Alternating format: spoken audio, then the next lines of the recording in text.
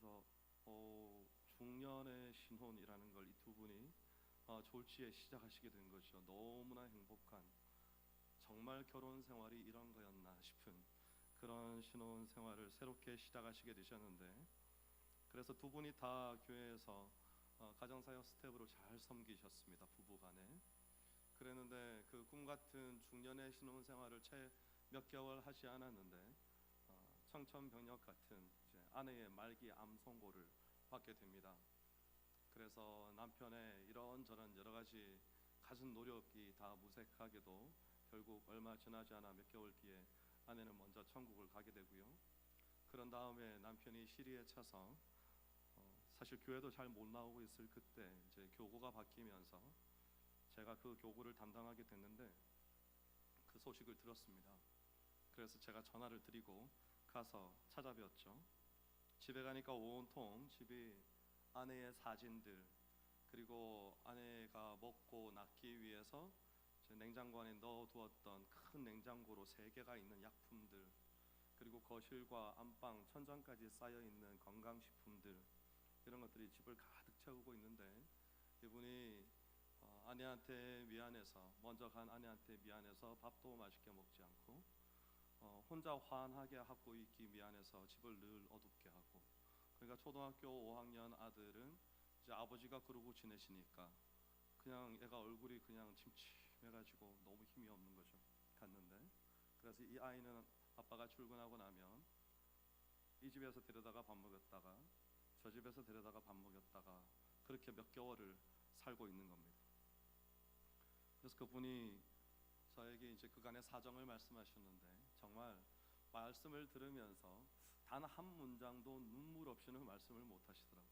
계속 우셨습니다. 집안 분위기가 얼마나 우울한지 이분이 그냥 삶의 의지가 전혀 없어 보이는 그런 상태였죠. 그래서 목사님, 저는 더 이상 아무것도 하고 싶지 않습니다. 다 내려놓고 싶고 더 이상 살고 싶지도 않습니다. 그러니까 이게 그냥 인생의 위기를 겪었다 이런 것이 아니고, 위기를 겪던 중에 정말 놀랍게 회복이 되었는데 바로 그런 일을 겪으셨으니까 이분이 충격이 크신 겁니다. 그래서 제가 한참을 다 듣고 난 뒤에 이제 함께 예배 드리고 나서 말씀을 드렸습니다. 집사님, 제가 말씀을 잘 들었습니다. 그동안에 고생이 너무 많으셨고 이제부터는 저와 함께 이 집을 좀 정리합시다. 일단 냉장고 안에 있는 약품들을 다 처분하시고 냉장고는 하나만 두셔도 될 것 같습니다. 그리고 천장까지 쌓여있는 저 건강식품들도 다 버립시다 이제. 그리고 아내의 사진은 제일 이쁜 사진 한 3개 정도 거실에 방에 이렇게 두시고, 나머지 사진은 접어서 안에다 넣어두시고, 그리고 아들하고 같이 시간을 좀 보내십시오. 계속 이렇게 계시면 안 됩니다. 그리고 나중에 제가 연락드리면 나와서 아버지 학교 스텝 계속 하시면 좋겠습니다 하고는 제가 이제 왔죠. 집을 좀 치워드리고 난 뒤에. 그리고 몇 주 뒤에 아버지 학교가 시작할 때쯤 연락을 드렸습니다. 이제 오시면 좋겠습니다 했더니 나오셨어요. 이분이 오셔서 한 달 채 지나지 않았는데 그 상황에서 그래도 목사가 부른다고 나와가지고 거기서 그 아버지 학교 스텝으로 찬양을 하시고 기도도 하시고 율동도 하시고 온갖 잡다한 업무를 다 뒤에서 도맡아서 하시고 그러셨습니다. 그래서 이분이 그렇게 섬기시니까 주위 분들이 은혜를 받는 거예요. 주위 분들이. 왜냐하면 저희의 형편이 지금 어떤지 아는데, 그 마음 상태가 어떨지 뻔히 아는데 저분이 저렇게 나와서 섬기고 있으니까 주위 분들이 은혜를 받으셨어요. 그래서 나중에 이분이 거의 풀타임처럼 자신의 삶을 완전히 가정사역에 헌신을 해서 제가 있는 동안에 아주 열심히 사역을 하셔서 아내가 없는 빈자리를 전혀 느껴지지 않을 만큼 그 아들과 함께 행복한 가정을 꾸려가시는 것을 보았습니다. 여러분, 우리가 하나님 앞에서 도저히 찬양할 수 없는 환경 가운데 하나님의 이름을 높인다는 것, 도저히 하나님이 왜 이렇게 하셨는지 이해되지 않는 환경 가운데서 내 믿음의 고백을 하나님 앞에 올려드린다는 것, 그런 것은 이런 능력을 나타내는 겁니다. 하나님의 도우심의 손길을 경험했다면, 혹 하나님의 도움의 손길을 내가 경험하지 못했더라도 우리의 마음에 우리 청년들이나 중고등학생들을 보면 때로 이제 이런 경험을 합니다.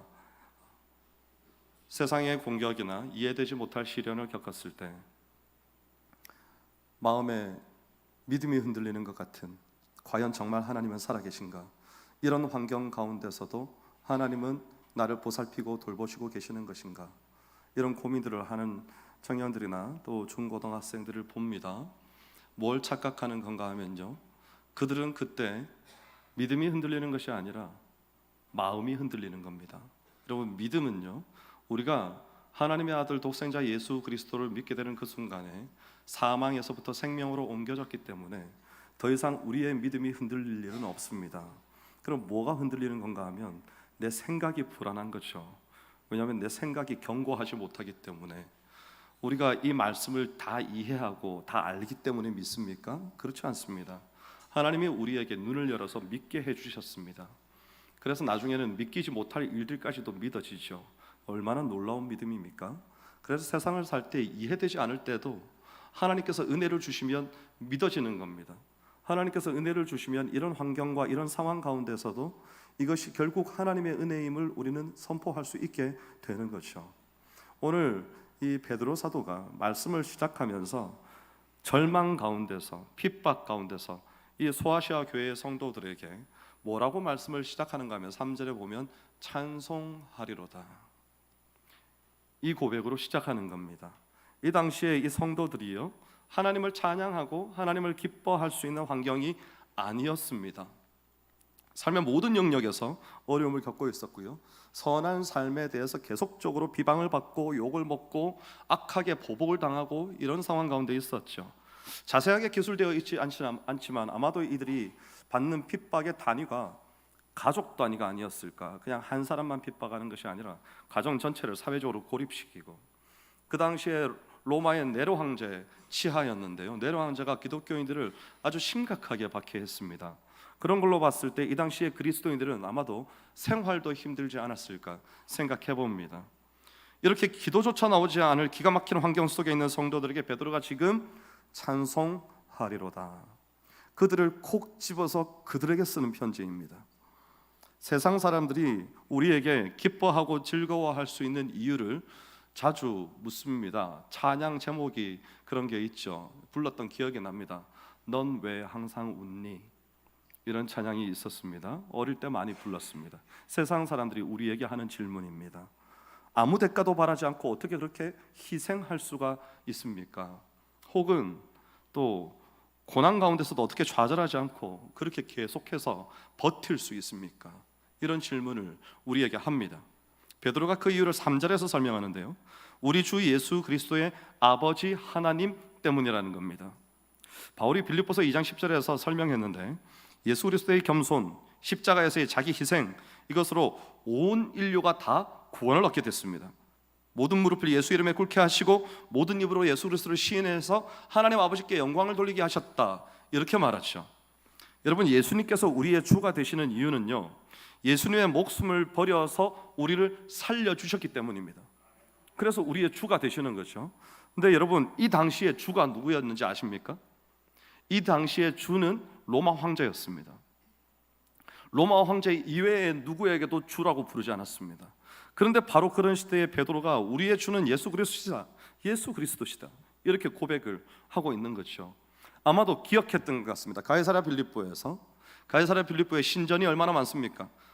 이스라엘 땅에서 가장 우상 숭배가 횡행했던 땅입니다. 거기에 큰 신전 3개가 있는데 거기에 로마 황제 신전도 있고 판 신전도 있고, 그 수많은 신전에서 사람들이 우상 숭배가 생활화되어 있는데, 유대인들이 생활화되어 있는데, 근데 그런 이스라엘 백성들을 바라보면서 예수님께서 제자들에게 물어보십니다. 이렇게 우상 숭배가 가득한 이 세대 가운데 너희는 나를 누구라 하느냐? 그때 베드로가 대답하지 않았습니까? 주는 그리스도시요 살아계신 하나님의 아들이십니다. 바로 그 땅에서 대답했던 걸 베드로는 지금까지 기억하고 있는 거죠. 그러면 왜 우리 주 예수 그리스도의 아버지 하나님이라고 표현했을까요? 그것은 하나님께서 예수 그리스도의 구속 사역을 예정하시고 또 허락하시고 아들 예수 그리스도를 죽음으로부터 살리셔서 오늘 이 자리에 앉아 있는 우리 모두의 부활의 첫 열매가 되게 하셨기 때문입니다.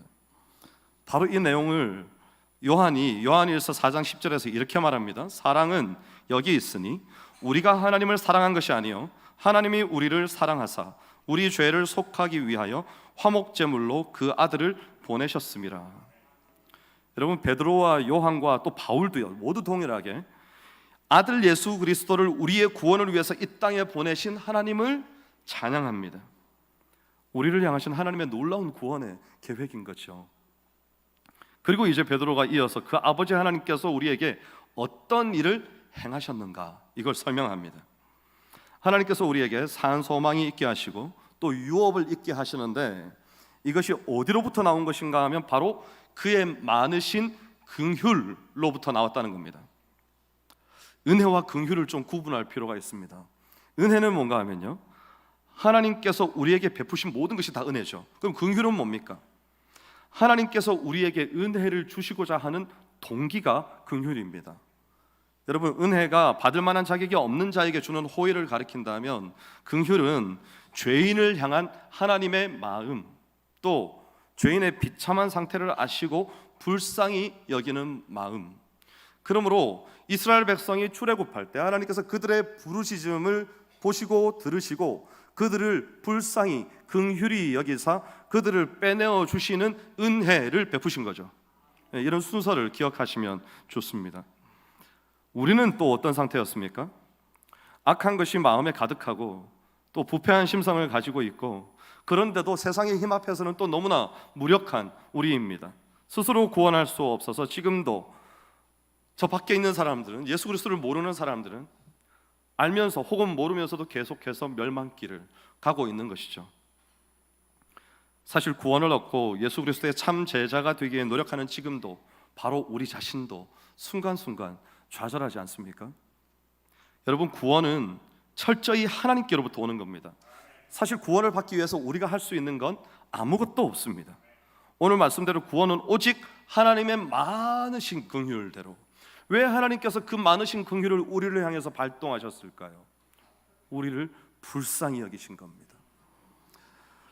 우리가 구원받은 이유는 우리가 뛰어나서도 아니고 우리가 구원받을 만한 어떤 가치가 있어서도 아니고, 하나님께서 우리를 구원하셨을 때 우리를 통해서 어떤 유익을 얻으실 것도 아니고, 그런 게 절대로 아닙니다. 우리가 구원을 받은 것은 하나님께서 멸망할 수밖에 없는 우리를 불쌍히 여기신 겁니다. 그래서 예수님께서 이 땅에 오셨을 때 계속해서 민망히 여기사, 그 불쌍히 여기신다는 거거든요. 그냥 불쌍히 여기는 게 아니고 안에 오장육부 창자가 다 꼬일 정도로 불쌍히 여긴다는 겁니다. 그렇게 불쌍히 여기사, 민망히 여기사 말씀하셨습니다. 그래서 그의 많으신 긍휼대로 하나님께서 아들 예수 그리스도를 죽은 자 가운데서 부활하게 하시고, 누구든지 그 예수 그리스도의 이름을 믿으면 구원받게 해주신 것이죠. 우리를 하나님의 자녀 삼아 주신 겁니다. 저는 하나님께서 우리를 자녀 삼으셨다는 이 표현을 할 때마다 떠오르는 목사님이 한 분 있습니다. 사실 우리가 이게 입양 받은 거거든요. 예전에 제가 사역할 때 입양부를 담당한 기억이 있습니다. 그 교회는 많은 교육자와 성도들이 계속 부모로부터 버림받은 아이들을 찾아가서 이제 그들을 가정에 집에 아이가 있든지 없든지 또 더 2명씩 3명씩 이렇게 입양을 해서 키우는 그런 것들이 교회에서 적극적으로 이렇게 권장되는 그런 교회였습니다. 제가 그 부서를 담당하고 있었는데, 그 목사님께 제가 어느 날 물은 적이 있습니다. 목사님, 지금 목사님이 낳아서 키우는 애가 있고 지금 데리고 오려는 애가 있는데 두 아이를 똑같이 사랑하실 수 있겠습니까? 이렇게 전혀 해보지 않은 사람으로서 물어본 거죠. 그러니까 그 목사님이 이야기로 대답을 해주셨습니다. 목사님, 제가 우리 아이를 데리고 올 때 가서 이 아이를 데리고 오는데 신상에 대한 소개를 받고 아이를 만나고 일주일 뒤에 오라는 얘기를 듣고, 그리고 집에를 돌아가서 사모님과 같이 일주일을 기다리는데 하루 이틀 정도가 지났는데 가슴에 불이 붙는 것 같아서, 그 느낌이 마치 어떤 느낌 같은가 하면 내 아이를 거기에다 두고 온 느낌입니다. 그래서 이틀 차에 가서 바로 데리고 왔습니다. 일주일 기다리지 못하고. 그랬다는 거죠. 가슴에 불이 붙었다는 겁니다. 우리 집에 와 있어야 할 내 애가 왜 저기가 있을까? 나는 왜 얘를 안 데리고 왔을까? 그 마음으로 바로 가서 데리고 왔다는 거죠. 여러분, 사람이 아이를 입양해도 그렇습니다. 그런데 우리 하나님께서는요, 우리를 어떻게 입양하셨는지 아십니까? 우리 하나님 아버지께서는 우리를 하나님의 자녀 삼으시기 위해서 아들 독생자 예수 그리스도를 하늘 영광 버리고 이 땅에 보내셨습니다. 그 아들 예수 그리스도께서는 이 땅에 사시면서 하나님의 뜻을 쫓아 하나님의 백성으로서 사는 삶을 이 땅에서 3년 동안 가르치신 다음에 친히 스스로 묵묵히 십자가를 지시고 자신의 목숨을 우리를 위하여 내어두셨습니다. 그런 다음에 3일 만에 부활하셔서 이제 지금 이 시간에는 누구든지 그 아들 예수 그리스도를 믿는 자마다 누구든지 하나님의 자녀가 되게 해주신 것이죠. 하나님의 입양은 그냥 가슴이 불붙고 애절하고 절박하고 이런 게 아닙니다. 아들을 죽이시기까지 사랑하신 사랑이 하나님의 입양이죠. 하나님께서 그렇게 우리를 자녀 삼아 주셨습니다. 우리는 그렇게 거듭났는데 여기서 이 거듭남의 사건은 과거의 역사적인 사실임과 동시에 현재도 계속되고 있는 걸 뜻하는 거거든요. 사건 자체가 그런 효력을 지니면 물론이고 그 이름을 믿는 자마다 과거의 믿음으로 받은 거듭남의 은혜가 지금도 그리고 앞으로도 계속해서 유지된다는 겁니다. 그러므로 우리의 구원은요, 하나님이 계획하시고 예수 그리스도께서 친히 이루시고 성령님께서 도장을 꽝 찍으셔서 이제 삼위 하나님의 권위에 저항할 수 있는 누군가가 아니고서는 어느 누구도 변개치 못하는, 취소할 수도 없는 놀라운 언약으로 우리에게 인쳐 주셨다는 거죠. 그래서 우리는 더 이상 내 마음에 의심이 들어도 내 믿음이 흔들린다 생각할 필요가 없습니다. 왜냐하면 그것은 내 믿음이 흔들리는 것이 아니라 잠시 내 생각이 불안한 겁니다. 잠시 내 마음의 의심이 찾아오는 것이고 우리의 믿음의 터전은 굳건하죠. 왜냐하면 우리의 믿음의 터전이 어디에 내려 있는가 하면 우리 하나님께 뿌리를 내리고 있기 때문에 그렇습니다. 그래서 하나님이 이 땅에서 없어지시지 않는 한은 우리의 믿음의 뿌리는 견고합니다. 그래서 이렇게 거듭남으로 얻게 된 것이 우리에게 소망입니다. 이 소망이 우리에게 이제 선물같이 찾아온 겁니다. 그런데 그 소망이 산 소망인 이유가 뭔가 하면요, 이 거듭남을 통해서 우리에게 소망을 주신 아들 예수 그리스도께서 십자가에서 죽음을 이기시고 사흘 만에 부활하셔서 지금도 살아계시기 때문에 그 주님께서 주신 소망은 살아있는 소망인 겁니다. 만약에 이 소망이 죽은 소망이라면 우리는 예수님을 믿을 필요가 없습니다. 왜냐하면 이 땅에서 끝이거든요. 예수님도 끝났고 우리도 끝납니다. 그런데 예수님께서는 다시 살아나셔서 우리에게 산 소망을 주셨다는 겁니다. 여러분, 산 소망이 있으면 죽은 소망도 있지 않겠습니까? 죽은 소망은 뭘까요? 죽은 소망은 우리가 이 땅에서 살아가면서 가지고 있는 것들 중에 가지고 떠날 수 없는 것들, 그런 것들이 영원하지 않은, 이제 곧 없어지게 될 소망입니다. 제가 그것이 무엇인지 설명하지 않아도 여러분에게 그것이 떠오를 것입니다. 그런 소망들 중에는 정말 부질없는 소망들도 있습니다. 우리가 우리의 손에 일시적으로 쥐고 있음에도 내 마음을 기쁘게 해주는, 그래서 그것에 취해버리게 되는 그런 소망들도 있죠. 이걸 빨리 내려놓지 않으면요, 마음이 미혹당합니다. 장로님께서 좀 전에 기도하셨습니다. 여러분, 우리의 마음이 그런 헛된 소망들에, 세상의 희망들에 미혹되게 내버려두면 그것이 우리의 삶을 잠식하기 시작합니다. 천천히, 처음에는 조금 내어줬는데 나중에는 우리의 몸의 큰 부분에, 마음의 큰 부분을 차지하다가 나중에는 어느 순간인가 내 마음에서 예수 그리스도가 없어지고 세상의 소망들이 내 마음을 가득히 채워서 거기로만 달려가고 있는 걸 발견하게 되는 겁니다.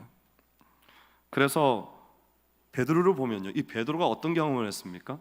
변화산상에서 예수님의 진짜 모습을 배웠습니다. 여러분, 이 모습 한번 뵙고 싶지 않습니까? 베드로가 이 모습 뵙고 난 다음에 어떤 반응을 보이는가 하면요, 주여 여기에 초막 셋을 짓겠습니다. 이 초막 셋에 세 분이 함께 거하시고, 이게 지금 무슨 말인지 압니까? 자기 집은 짓지도 않겠다는 겁니다. 그냥 세 분이 여기 거하시고 우리는 여기서 저기 내려가지 말고 여기서 그냥 주님과 함께 있는 것이 좋습니다. 그래서 때때로 어떤 분들은 베드로가 아주 지금 어리석은 행동을 하는 거다, 이렇게 앞뒤 분간 못하는 사람이었다, 이렇게 말씀하시기도 합니다. 일면 일리가 있습니다. 근데 저는 그렇게 생각하고 싶지 않습니다. 왜냐하면 베드로가 지금 뭘 봤는데요, 하늘 영광 버리기 이전에 예수 그리스도의 본래 모습을 본 겁니다. 여러분이 그 모습을 봤다고 한번 생각해 보십시오. 여러분, 그 모습을 본 다음에 무엇이 여러분에게 만족이 되겠습니까? 그 영광스럽고 찬란한 주님의 모습을 보고 난 다음에 베드로는 뭘 잊어버렸는가 하면 가족도 잊어버렸습니다. 자기가 살아온 삶의 터전, 배, 그물 다 잊어버렸습니다. 하나도 기억나지 않고 뭐만 기억나요? 주님만 보이는 거예요.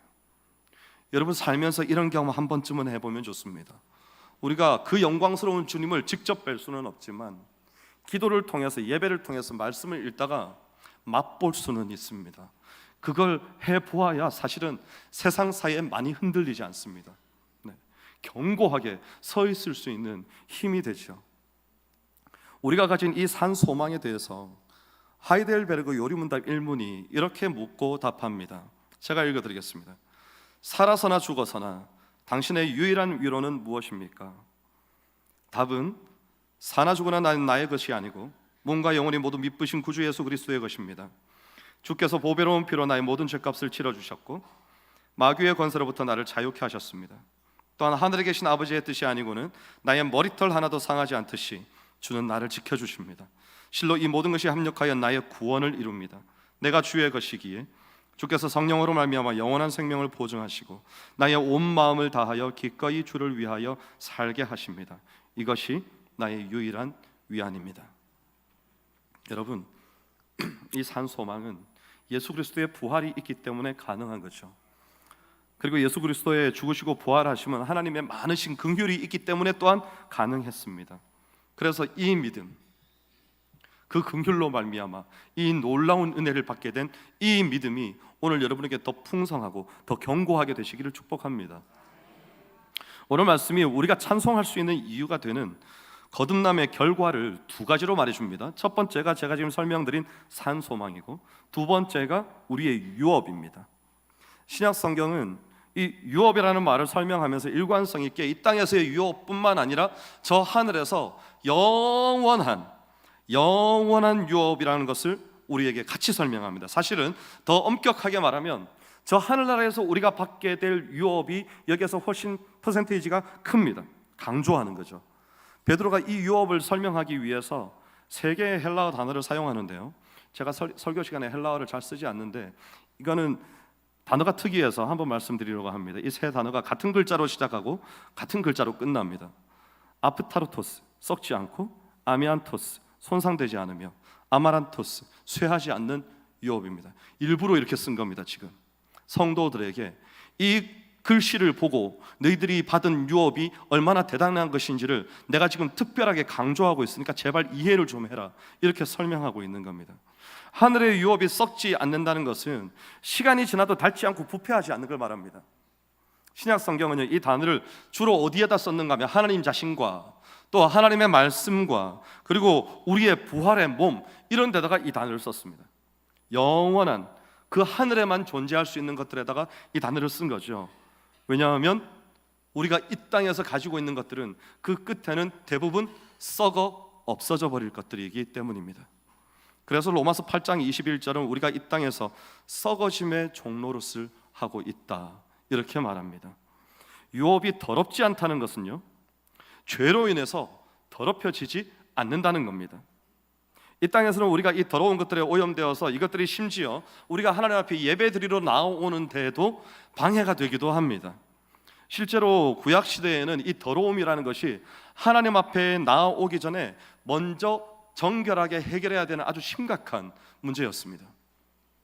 지금 우리 자신도 우리의 부패한 마음 혹은 죄짓기에 빠른 우리의 손과 발 때문에 어쩌면 계속적으로 더럽혀지고 있는지도 모릅니다. 그런데 베드로는 우리로 하여금 절대로 더럽혀지지 않고 손상되지도 않는 하나님께서 우리를 위하여 예비하신 그 유업을 기억하라고 말하는 겁니다. 여러분, 유업이 쇠하지 않는다는 건 무슨 말인가 하면 이사야 40장 8절 말씀에 보면 푸른 마르고 꽃은 시드나 하나님의 말씀은 영원히 서리라, 이렇게 말합니다. 이 유업이라는 것은 결코 시들지도 않고요, 희미해지거나 그 영광과 아름다움을 잃지도 않습니다. 세상의 것은 어떻습니까? 새 것은 낡습니다. 강한 것은 약해지죠. 우리가 이 땅에서 헛되이 소망을 삼고 살아가는 것들이 다 그렇습니다.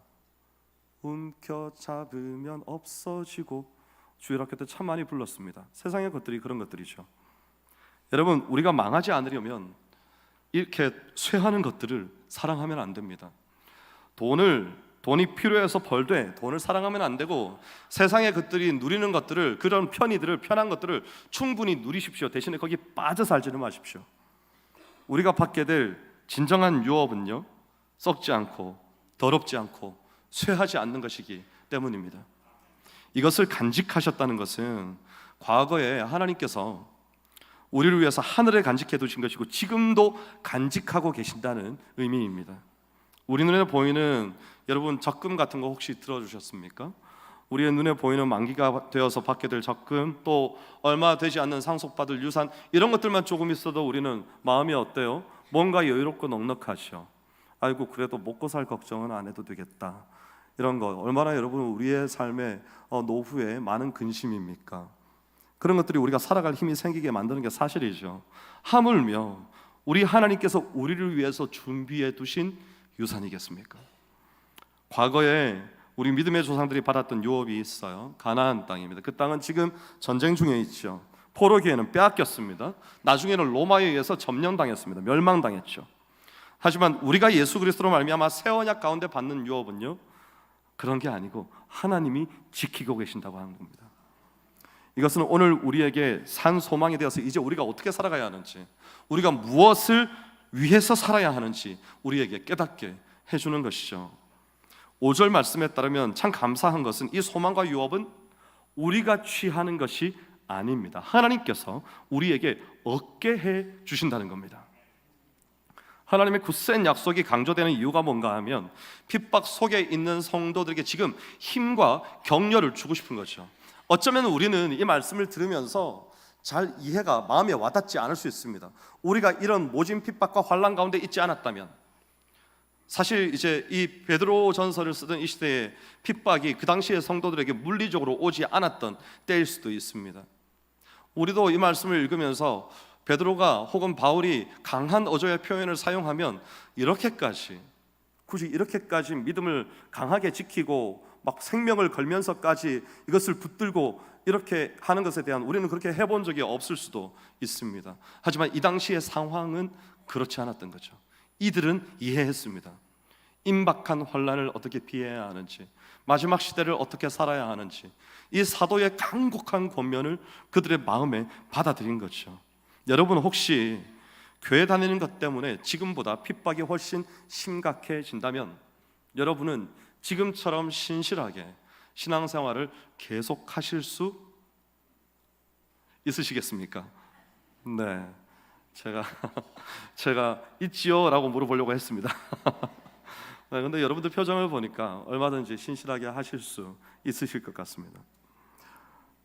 우리가 가지고 있는 소망이 이 땅에 있는 것이 아니기 때문에, 혹 우리의 믿음이 연약해지더라도 여러분, 우리의 믿음이 그 근원이 하나님께 있기 때문에 우리는 그 어떤 상황이 우리에게 닥쳐온다 하더라도 그 믿음 지킬 수 있는 줄 믿습니다. 자, 이제 5절 말씀에 보면 그런 핍박과 억울하고 참혹한 죽음 속에서도 이 믿는 자들은 그 믿음으로 말미암아 뭘 받는가 하면요, 보호하심을 받습니다. 여러분, 이 보호하심이 도시 안에 있는 요새입니다. 도시가 있어요. 근데 그 도시 안에 요새가 있는 겁니다. 이거 군사 용어입니다. 도시 자체가 방어가 되고 있습니다. 근데 그 안에 또다시 견고한 요새가 있어요. 적들이 쳐들어왔습니다. 도시 바깥에 있는 방벽을 허물었습니다. 맹렬하게 공격을 해서 도시 바깥에 있는 방벽을 허물고 도시 안으로 진입을 해서 이제 우리가 이겼다 하려는데 그 안에 더 견고한 요새가 지금 있다는 겁니다. 그래서 적들의 이 맹렬한 공격에 의해서 혹 외부의 벽이 무너진다 하더라도 그 안에 있는 더욱 견고한 요새에서 우리는 안전하다, 이 말을 지금 베드로가 핍박 가운데 있는 성도들에게 전해주고 싶은 겁니다. 그런데 여러분, 하나님이 보호하시는 성벽이 무너질 리가 없습니다. 이 말씀은 세상이 성도들의 몸과 환경을 핍박하고 죽이더라도 하나님이 그들의 믿음 때문에 그 영혼을 안전하게 이중 방벽으로 보호하셔서 지키신다는 의미입니다.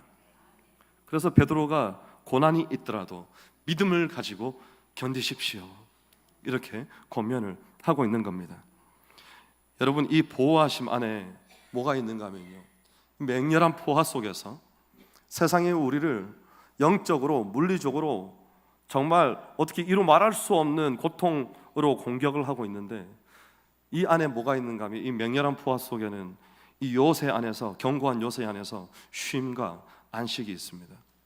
예수님께서 수고하고 무거운 짐진 자들아 다 내게로 오라 내가 너희를 쉬게 하리라 말씀하셨을 때 저 천국에서의 쉼을 물론 말씀하시는 게 맞지요. 그런데 그것만은 아닙니다. 사실은 거기에서의 의미는요, 이 땅에서 예수 그리스도를 믿고 따르는 자들에게 주시는 쉼과 안식입니다. 그들이 쉬고 안식할 수 있겠습니까? 예수님 없이 안 됩니다.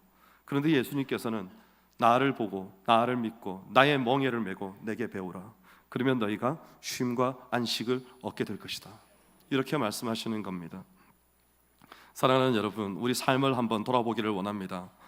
여러분, 내 생활에서 하나님께서 이렇게 놀라운 선물을 우리에게 주셨음에도 불구하고 우리에게 호흡, 찬양이나 감사 이런 것들이 사라지지는 않았습니까?